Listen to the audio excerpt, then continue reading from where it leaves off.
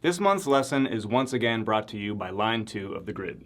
This song and last month's song couldn't be more different from each other in terms of style and intensity, but I played almost the exact same beat in them, and I didn't even realize it until I was watching through my video to create this lesson. In case you haven't seen December 2021's lesson yet, the beat I played in that song was grid number 2 on my right hand, grid number 9 followed by grid number 7 on my left hand, and grid number 8 followed by grid number 9 on my bass drum. When the bass and left hand parts were put together, it turned into a bass drum right before every single left hand hit and sounded like this.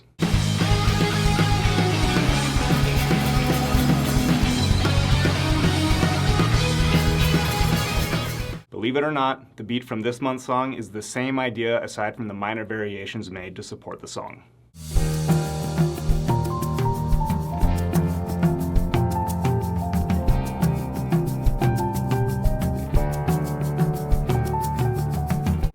That's pretty wild. The speed and style of the songs, along with the orchestration on the kit, makes them seem completely different, but they're almost identical. The only difference is that in this month's song, I left out a few bass drums. Let's break it down. Aside from the crash at the beginning, my right hand is playing eighth notes on the floor tom the entire time, which is grid number 2.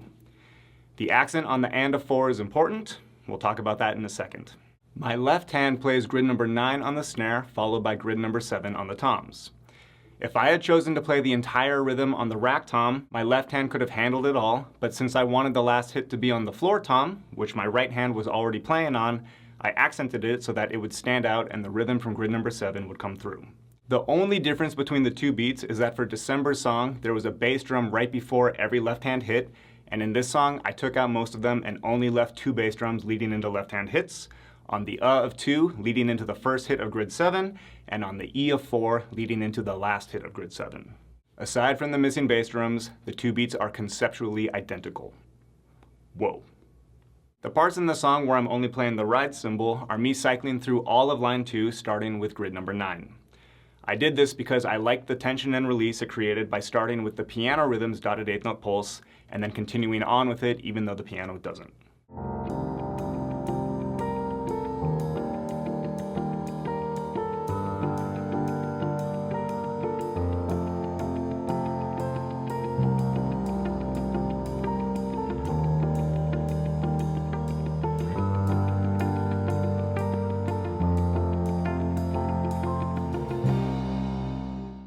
That's all I've got for you this month. Line 2 of the grid is where it's at. This isn't the last time we'll run into it either. I'll see you next month.